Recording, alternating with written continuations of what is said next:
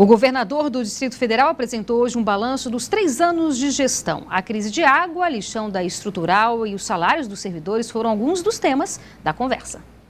As principais obras entregues e em andamento foram destaques durante a apresentação das ações do governo. O governador Rodrigo Hollenberg lembrou que neste ano, 2 sistemas de captação de água foram entregues, a do Lago Paranoá e do Bananal. Já a do Corumbá, feita em parceria com o estado de Goiás, a previsão é que fique pronta no primeiro semestre do ano que vem. O grande desafio é dar mais agilidade ao governo para que essas obras que estão em curso possam ser entregues mais rapidamente à população. No balanço dos 3 anos de governo, o lixão da estrutural foi citado. A previsão é que as atividades do maior lixão a céu aberto da América Latina sejam finalizadas até o primeiro semestre de 2018. O chefe do executivo revelou ainda que nos anos de atuação, até o momento já foram gastos mais de 2 bilhões e 500 milhões de reais em investimentos nas áreas de educação, cultura, saúde e infraestrutura. E para Hollenberg, o grande desafio agora é a saúde. Ele deposita as esperanças nas mudanças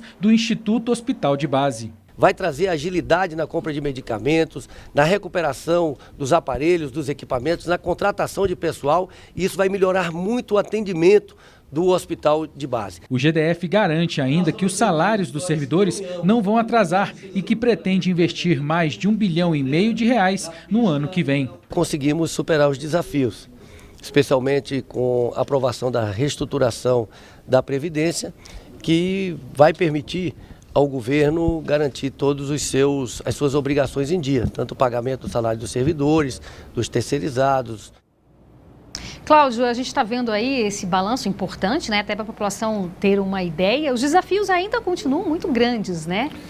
Não foi fácil para ninguém, né? Nesses últimos 3 anos, anos de crise profunda, né? O Brasil conheceu o fundo do poço. Nós também aqui e também o governo do Distrito Federal. Não foi fácil para o Hollenberg, a gente precisa admitir. Ele herdou acordos salariais que seriam impagáveis em tempos de prosperidade. Você imagina em tempos de crise.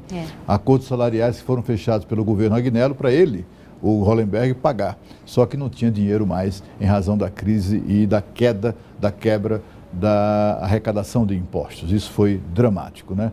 Teve também a questão do colapso no fornecimento de água. Foi outra questão que também desgastou muito o governo, né? E ele, com esse balanço que ele faz de maneira bastante positiva, ele tenta ali de alguma maneira se contrapor a essa avaliação que não é muito positiva do governo dele. A sorte dele para 2018 é que os adversários também não são lá essas coisas, né? Então teremos uma eleição bastante disputada, bastante acirrada mesmo em 2018. É isso, e olha, o Hollenberg vai ter em mãos um orçamento de 42 bilhões de reais em 2018, 500 milhões a mais. O valor foi aprovado ontem pela Câmara Legislativa. A discussão da polêmica emenda que libera 1 bilhão de reais do Fundo da Previdência para o GDF gastar como quiser, ficou para janeiro.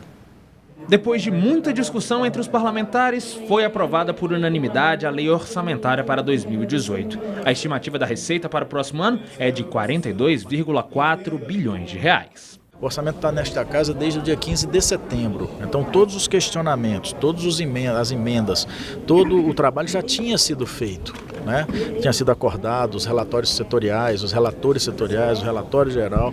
O que a discórdia foi só numa emenda que chegou de última hora de 1 bilhão e 300, sem a mínima discussão. Do total do orçamento, mais de 28 bilhões sairão dos cofres públicos e aproximadamente 13 do Fundo Constitucional. A receita corresponde a 500 milhões de reais a mais do que o orçamento de 2017. Estamos encerrando o ano bem, né? Com a perspectiva que em 2018 a gente tenha serviços bem melhores, serviços de qualidade, seja segurança, educação, para 2018 melhor do que 2017. Os parlamentares vão votar ao plenário no dia 15 de janeiro em uma sessão extraordinária para votar a emenda que aprova a utilização dos recursos do IPREV. O valor corresponde a mais de 1 bilhão de reais. Houve um acordo, haverá tempo hábil para que todos analisem e dia 15 tenho plena certeza de que será aprovado. E olha, subiu de 3% para 6% a popularidade do presidente Temer. A pesquisa da Confederação Nacional da Indústria com o Ibope mostra ainda que a avaliação negativa do governo Michel Temer caiu de 77% para 74% em relação à última pesquisa feita em setembro. Foram ouvidas 2.000 pessoas em 127 municípios entre os dias 7 e 10 de dezembro. Cláudio, uma subida, digamos assim, tímida, mas de qualquer forma já significa aí algo mais positivo para o presidente Michel Temer. Renato, o governo deve estar comemorando, né? Porque afinal de contas só tem uma notícia e de repente dobrou, digamos assim, verdade. a avaliação positiva do governo, mas continua muito baixa, né? Baixíssima, talvez a mais baixa ou a das mais baixas da história, rivalizando ali com a reprovação que havia no governo de Dilma Rousseff.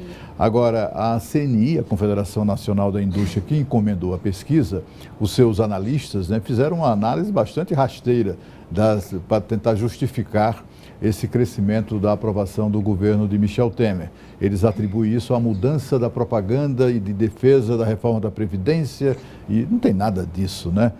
Essa avaliação lembra a perplexidade que havia nos Estados Unidos, na imprensa americana sobretudo, na época do governo Bill Clinton, ele envolvido em escândalos, inclusive escândalos sexuais, né?